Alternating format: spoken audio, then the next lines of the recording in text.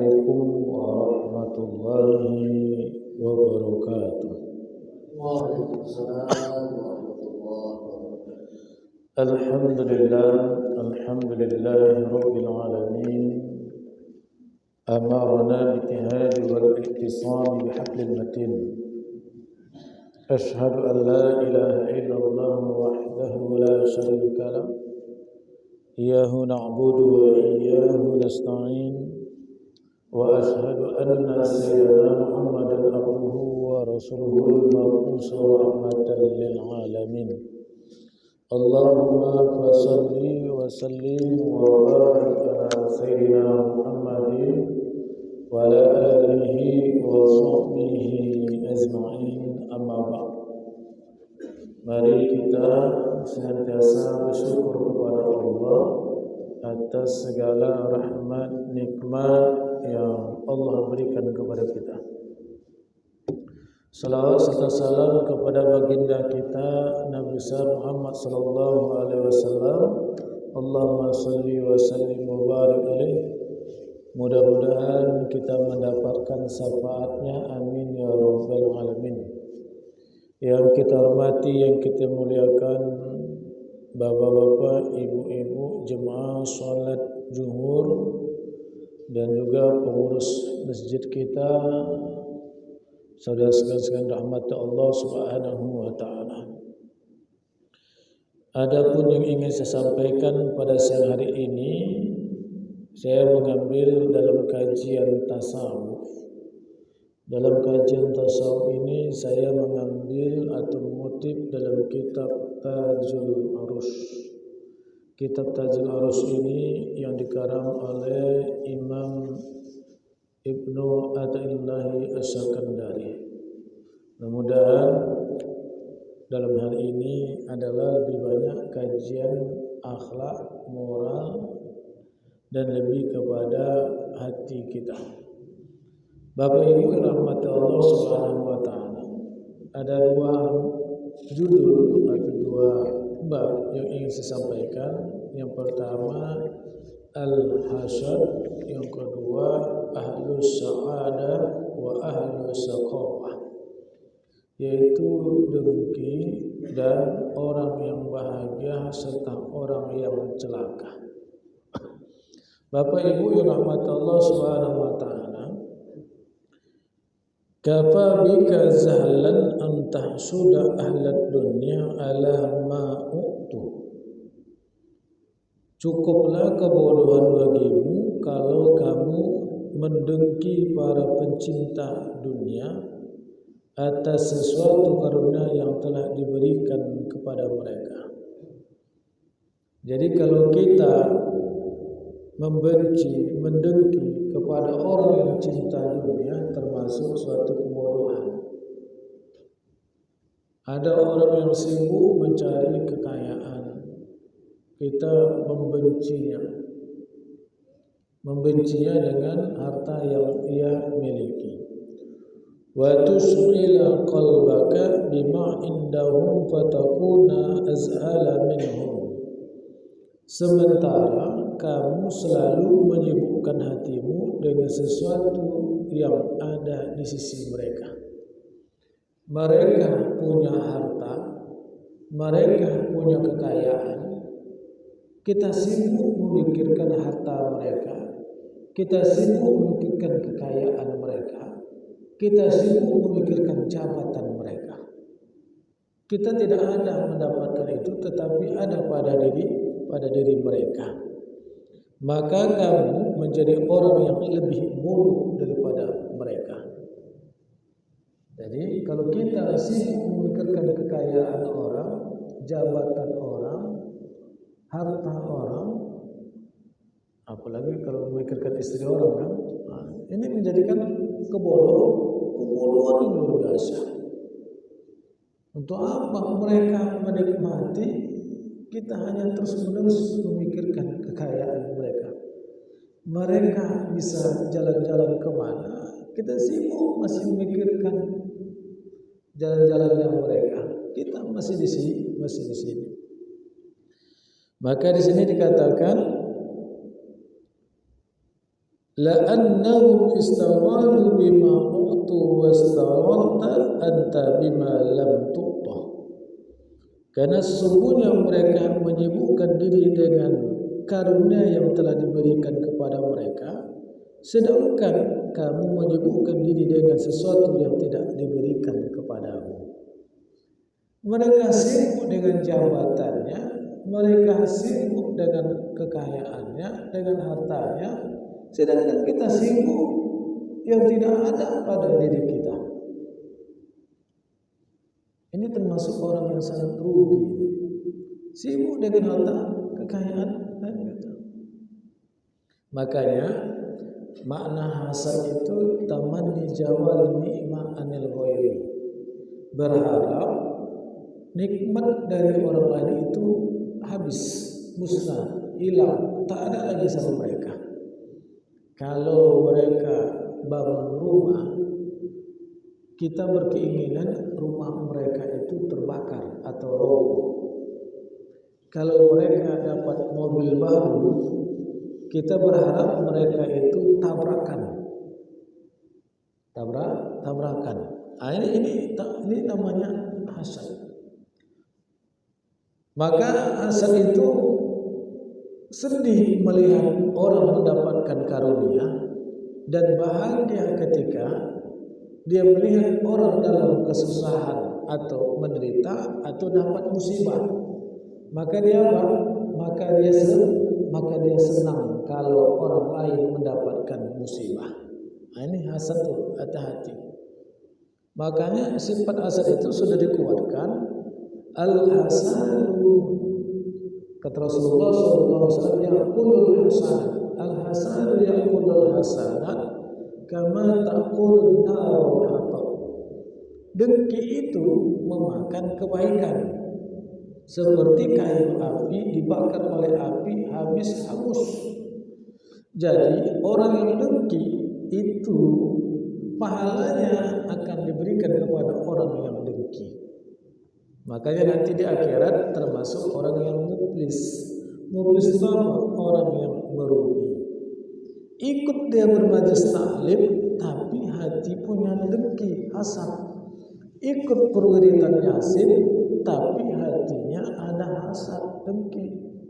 Banyaknya zikir kepada Allah, tapi ada sifat dengki. Maka itu terkikislah amal ibadahnya, sehingga dia termasuk orang yang merugi. Bertanya kepada Allah, mana catatan amalku yang sudah ku perbuat di muka bumi ini? Itu namanya muflis. Bapak Ibu sekalian rahmat Allah Subhanahu wa taala, dibaratkan tarmadu ainuka fatu'alizuha wa ma sababu zalika illa annaka zukta biha lazzatat dunya. Matamu sakit lalu kamu segera mengobatinya, dan tidaklah penyebab hal itu melainkan bahwa kamu telah mencicipi kenikmatan dunia dengan matamu itu.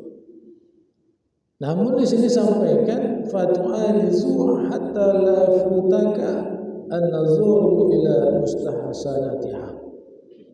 Maka kamu mengobati matamu sampai tidak luput dirimu memandang kepada berbagai keindahan dunia. Kita punya sakit mata, segera kita obati. Kita terluka kaki atau patah kaki, patah tangan, segera kita obati. Kita demam, maka kita segera obati. Kenapa di sini dikatakan watarmulu basiratuka arba'ina syaratan fala tu'azimuha? Dan sakit mata hatimu selama 40 tahun tapi tidak mengobatinya. Punya penyakit hati 40 tahun tak kita obati. Mata kita sakit, segera kita obati. Tangan kita luka, segera kita obati. Tubuh ini demam, segera kita bawa ke rumah sakit. Tapi bertahun-tahun hati ini sakit, tetapi tidak kita obati. Berapa banyak di antara keluarga yang tak bersapaan. Berapa banyak tak bersapaan? Kadang saudara kandung bisa tak cakapan gara-gara mungkin harta waris atau salah pemahaman. Berapa lama dengan tetangga kita tak sapaan, tak cakapan. Mungkin gara-gara anak yang sama-sama bermain lalu berantam ikut orang tuanya campur.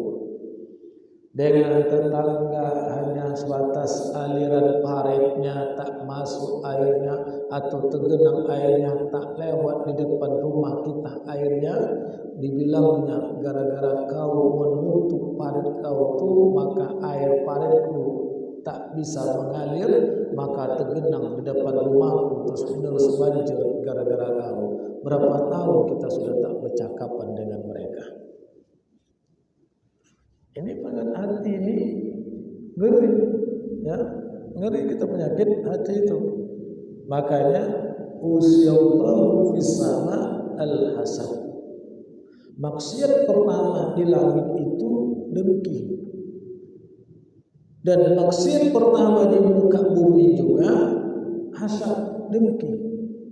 Ketika Allah perintahkan iblis, para malaikat dan iblis untuk sujud kepada Nabi Adam, tapi Nabi Adam tak mau sujud, sehingga dia berkata, ana khairun minhu, saya ini lebih baik daripada dia. Jadi di antara penyebab dengki hasad ini Pak ada 3. Permusuhan, ya, permusuhan, ingin kita berkuasa, ya, ingin kita berkuasa dan selalu menganggap benar diri kita. Permusuhan dan ingin tetap berkuasa dan menganggap diri kita itu paling benar. Saya ini lebih baik daripada Nabi Adam. Khalaqtani min nar wa khalaqtahu min tin. Saya ini diciptakan dari api, sedangkan dia itu diciptakan dari tanah. Masa dia pula yang lebih hebat, lebih mulia? Jadi bapak-bapak ibu, kalau ada orang yang berkata seperti itu termasuk sifat syaitan atau sifat iblis. Kalau tak ada aku, ini wirid Yasin ini tak terbentuk ini. Makanya jangan kau sok-sok banyak cakap, ya, jangan sok-sok pula penggantian kepala ketua. Makanya kalau aku tetap akulah. Ini masjid ini tanah ni, aku yang wakafkan ini. Kalau tak ada aku wakaf, tak sembahyang kelas di sini, tak sembahyang. Udah wakafkan tanah ni, aku kasih lagi 200 juta untuk buat pondasinya, biar bisa orang menyumbang. Udah itu pula kau sok-sok pula kau mengganti aku pula jadi pengurus di sini, BKM di sini. Kau lah baru datang kau. Ini hati-hati. Itulah tadi menganggap lebih baik. Maka maksiat pertama di langit itu adalah dengki. Maksiat pertama di muka bumi juga dengki. Qabil, kata iblis. Itu hamil itu ibadahnya selalu diterima oleh Allah. Kurbannya diterima, ibadahnya diterima. Udah itu pula nikah silam. Dulu syariatnya itu nikah silam. Sedangkan Qabil berpasangan dengan Iklimah. Iklimah ini cantik, rupawan. Sedangkan Habil berdampingan dengan satu lagi itu dinikahkan dengan silam. Qabil tak mau dinikahkan silam. Padahal syariatnya pada saat itu dinikahkan silam. Maka masalah kecemburuan itu timbul sifat dengki. Apa dengkinya? Dia bunuhlah Habil tersebut. Dia bunuh Habil tersebut. Bayangkan. Jadi sifat dengki itu sampai mengakar kehidupan kita dan sampai mati kadang di bawah. ku tak izinkan kau datang ke rumahku, walaupun aku dah mati tak ku izinkan kau datang. Kalau ada orang bercakap begitu, datang aja ke rumah. Mana tahu dia kalau kita datang dah mati dia. Dah mati mana tahu dia. Mau dia diusir kita, tak mungkin lah. Dah mati dia datang kita. Tak ku izinkan kau. Begitulah sifat dengki itu. Maka di sini wa'lam anna umrun duyi'a awaluhu hariyu an tuhfazu akhiruhu, bahwa umur yang telah disia-siakan permulaan itu sangat layak untuk dijaga akhirnya. Rugi kita. Terus-menerus pikirkan harta orang, jabatan orang, kekayaan orang. Terus-menerus kita, waktu kita habis memikirkannya, habis sia-sia saja. Kamra'ati kana laha asratu auladin mata minhum tis'atun wa baqiya wahidun. Seperti seorang perempuan yang mempunyai 10 orang anak, di mana telah meninggal dunia 9 orang dari mereka dan tersisa 1 orang yang masih hidup. Alaysat taruddu wuzdaha ala zalikal wahid. Bukankah dia akan mengembalikan sukacitanya kepada 1 orang anak yang masih hidup? Kenapa kita mikirkan yang sudah meninggal dunia? Kalau ada orang punya anak 10, meninggal 9, terus menerus jadi pikiran dia itu 9 itu.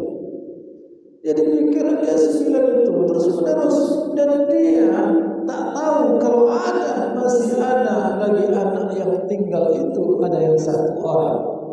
Kalau hartanya habis, banyak hartanya habis, kalau ada uangnya 1 M, habislah uangnya sekitar 900 juta, masih ada 100 juta lagi. Kenapa terus dia pikirkan yang 900 juta itu? Kalau ada orang dikasihkan kekayaan kepada mereka, Allah cukupkan kepada kita.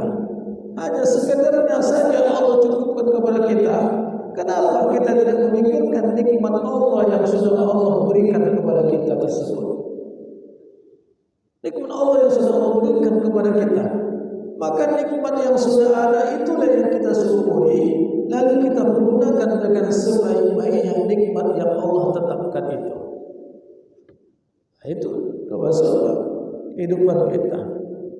Makanya tak pernah kali kita pikirkan kali nikmat orang lain itu. Tak usah.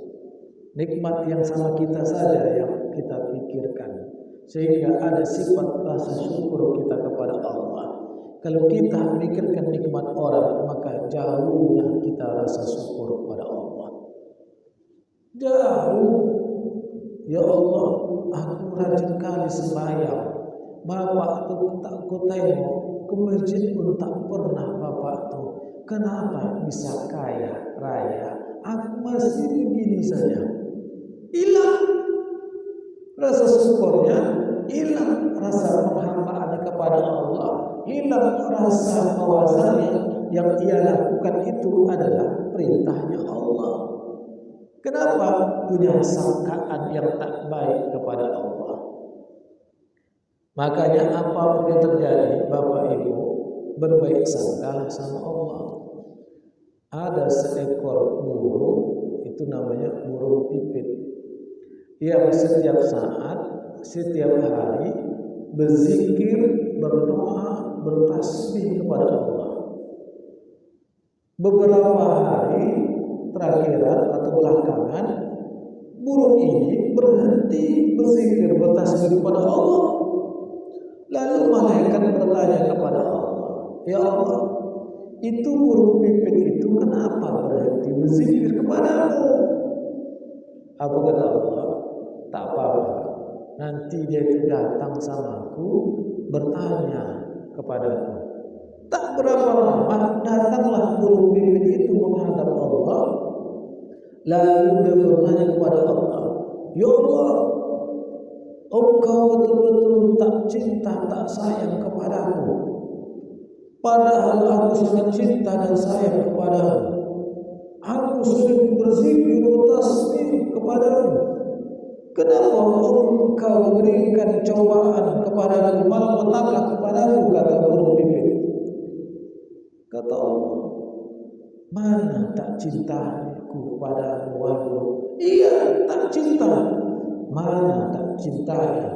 Aku, kata burung, aku lebih enak-enak tidur di sarang yang baru aku buat, sarang yang daunnya daun yang muda-muda masih segar. Kubuatkan yang indah, yang cantik. Kubuatkan sarang yang besar. Biasa orang buat 2 kamar, aku buat 4 kamar, biar enak dalam tuh, kata burung itu. Tapi kau kirimkan angin topan, angin yang kencang kau kirimkan kepadaku. Lalu aku terbangun dari tidurku dan tempat tidurku, sarangku hancur dibuat angin topan. Berarti Allah tak cinta kepadaku, ya Allah. Maka kata Allah, hai burung, itu tanda cintaku kepadamu. Mana mungkin tanda cinta kau kirimkan angin yang kencang hingga hancur tempat tidurku. Cinta kepadamu, kata Allah. Hai burung pipit, kau tahu enggak, ketika engkau tidur nyenyak, ada seekor ular yang mengintaimu di dalam pohon tersebut. Lalu di bawah pohon itu bersembunyi ingin memakan kamu.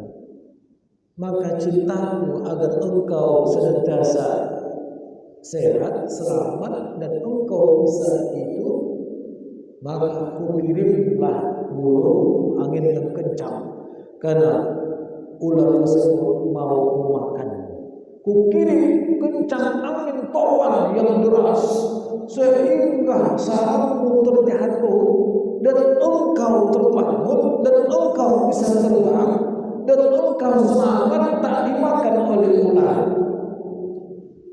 Baru kaget burung itu, ya Allah, berarti engkau cinta kepadaku, sayang kepadaku, engkau maha pelindung.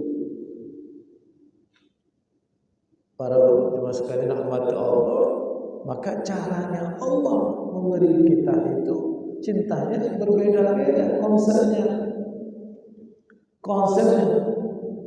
Ya Allah, pupus sekalilah harapanku ini. Kenapa pupus? Lagi anjlok-anjlok ini, usahaku udah habis-habis ini.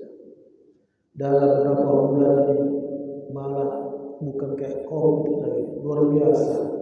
Sudah kayak monitor yang ngeri. Usaha kawan-kawan banyak tutup, toko-toko banyak tutup, pajak-pajak usaha tutup. Apa yang dibuka pun tak bisa, tak sehat usaha itu. Biasanya aku normal dapat sekian, tapi ini dalam beberapa bulan ini menggaji anggota saja masih memikir dan malah nombor uang simpanku. Ya Allah, ini cobaan apa yang kau berikan? Malah kita mengatakan, ya Allah, kenapa aku seperti ini, ya Allah? Bisa jadi itu adalah cobaan yang terbaik bagi kita, sampai mana kemampuan kita terus istiqomah kepadanya. Istiqomah tidak kita kepada Allah atas cobaan itu, atau lalai kita menjauhi Allah, atau lalai kita menjauhi Allah. Kenapa orang lain kau lancarkan usahanya, sedangkan aku tak kau lancarkan usahanya? Bisa jadi kita muhasabah diri, kenapa bisa terjadi seperti itu? Makanya kalau ada harta mereka yang banyak, kenapa kita tak memikirkan harta kita yang ada yang pada diri kita yang Allah berikan? Kenapa sih kita memikirkan harta orang lain? Kalau ada harta kita habis tergores semuanya, tinggal harta kita sedikit. Kenapa terus-menerus memikirkan harta yang habis itu? Habis tak akan bisa kembali kalau tidak kita dengan usaha. harta yang ada sedikit itu, kenapa tidak kita syukuri nikmat yang sudah Allah berikan? Wa anta qad sayyata aksar umrika, dan kamu sungguh telah menyanyiakan umurmu yang banyak.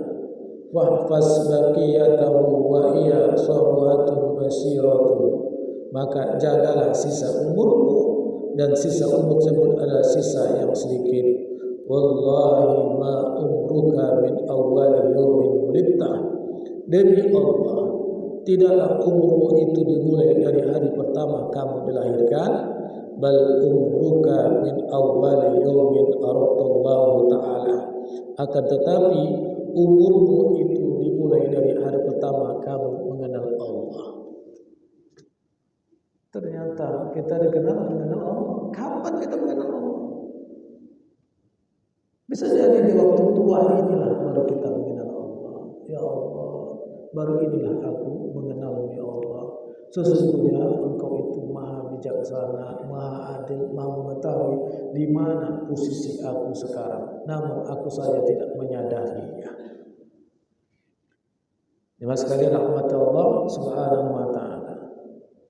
Maka itulah makna dari pengertian hasad atau sifat dengki kita.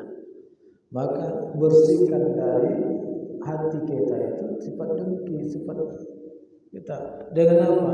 Dengan memperbanyak berzikir, memperbanyak baik sangka. Memperbanyak baik sangka. Keadaan kita ini banyaknya buruk sangka. Kenapa ya bisa laporan ini lama kali siap? Ini sebulan ini sengajanya tahunya dia mau mengganti posisi aku ini. Ya kan? Mau mengganti posisi aku, makanya dibuat laporan lama. Akhirnya kenalah aku. Dan kena aku, akhirnya apa? Dialihkan tugas aku, dipindahkanlah tugas aku. Akhirnya naiklah dia. Memang sengaja dia ini. Itu buruk sangka. Berbaik sangka saja. Kenapa bisa laporan lama? Oh, mungkin ada kendala. Mungkin ini, mungkin itu. Kalau kita berbaik sangka, maka tenanglah hati kita. Ya, nafsul mutmainnah, jiwa yang tenang. Sedikit lagi, Bapak Ibu yang rahmat Allah Subhanahu wa taala, yang dimaknakan dengan sa'adah wa saqawa adalah orang yang berbahagia. Apa kata situ? As-sa'adati iza ra'au insanan ala ma'siyah. Orang yang bahagia apabila mereka melihat seseorang sedang melakukan kemaksiatan.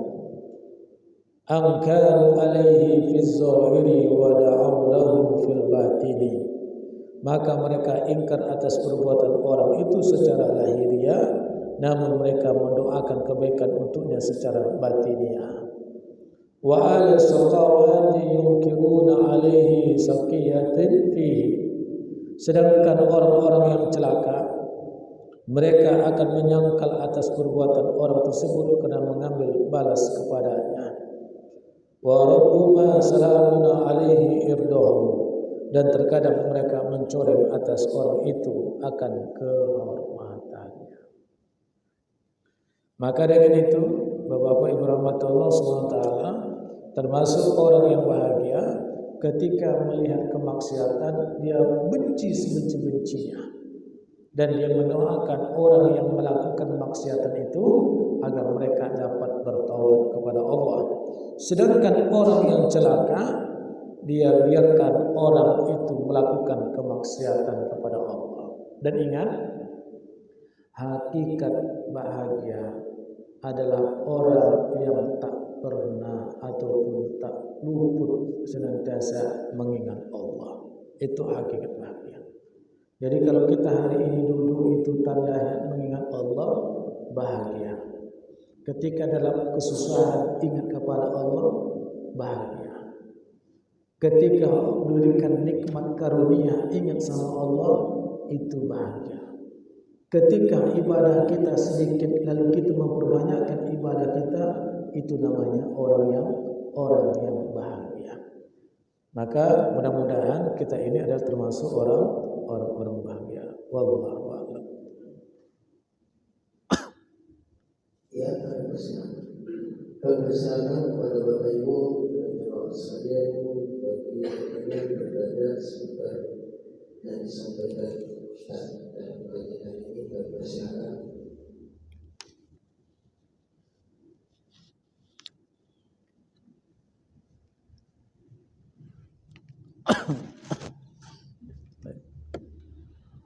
Ya Pak. Assalamualaikum warahmatullahi wabarakatuh. Waalaikumsalam. Ustaz, saya tadi tertarik terkait dengan asal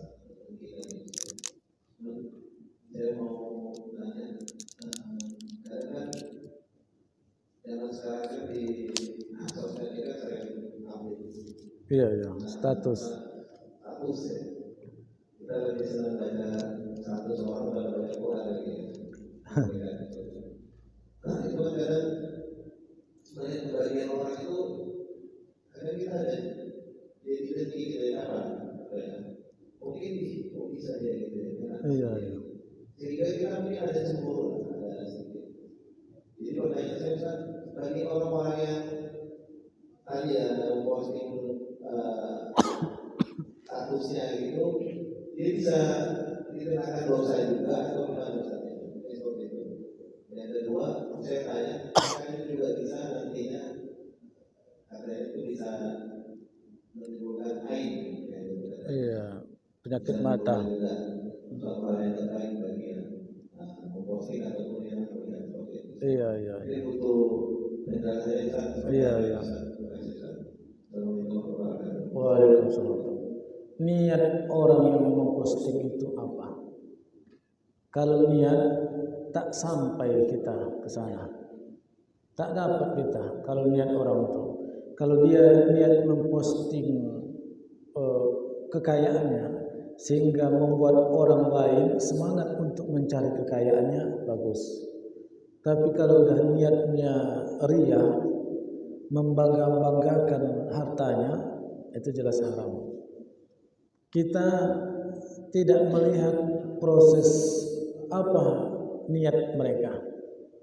Tinggal kita menanggapi yang mereka buat. Dengan urusan kita. Kalau urusan dia tergantung dengan niatnya. Maka kalau kita kan tak bisa nyangka, itu niatnya buruk itu. Niatnya itu ria, sombong, banyak harta, bertabu orang berharta. Kan itu kan nggak tahu kita, tak sampai ke situ kita. Maka kita hanya sekarang ini, ya Allah, alhamdulillah dia punya kekayaan kayak gitu ya Allah. Cumana lah aku bisa dapat kekayaan kayak gitu. Kan jadi doa bagi kita. Nah itu ambil itunya, ambil hikmahnya itu di situ. Tapi kalau memang sudah ada kemaksiatan dia posting, itu beda lagi. Ya, kemaksiatan yang dia posting, menyombongkan begini dia. Aku dulu dihina-hina, dicaci, payah, besar, apa. Tengok orang-orang yang hina aku dulu, tengok nih aku. Itu udah lain niat dia. Niatnya udah berubah itu. Nah, berarti niatnya sombong, niatnya ria, udah jelas dia berdosa. Maka apapun yang di posting orang, tergantung kita yang menanggapinya. Yang penting tujuannya kita melihatnya itu adalah positif. Sangkaan itu hilangkan saja. Sangkaan hilang. Dan kedua, yang menimbulkan sifat ain kita, hati-hati kita. Makanya memposting itu apa yang posting? Kemanfaatan atau tidak? Ya, kemanfaatan atau tidak? Kalau kita memposting kemanfaatan, senantiasa mengabarkan kebaikan, doa-doa, ya, amal-amal ibadah yang memang bukan kita untuk membuatkan ria, ya silakan. Sehingga orang motivasi seperti itu. Ya, silakan. Karena membuat kebaikan sekarang enak kita. Membuat kebaikan itu enak. Bisa mengirim video ceramah, foto ceramah, memberikan video orang memberikan sedekah, ya kan? Orang memberikan sedekah. Yang penting kita jangan riya, jangan sombong, dan postingan kita itu jangan ada niat yang tidak baik sedikit pun. Dan tidak ada niat sebaik pun. Dan kita posting yang berkah-berkah lah. Jangan yang tak berkah. Ya kan? Ini minta ampun kita nih. TikTok itu angkat tangan kita. Ngeri sekarang.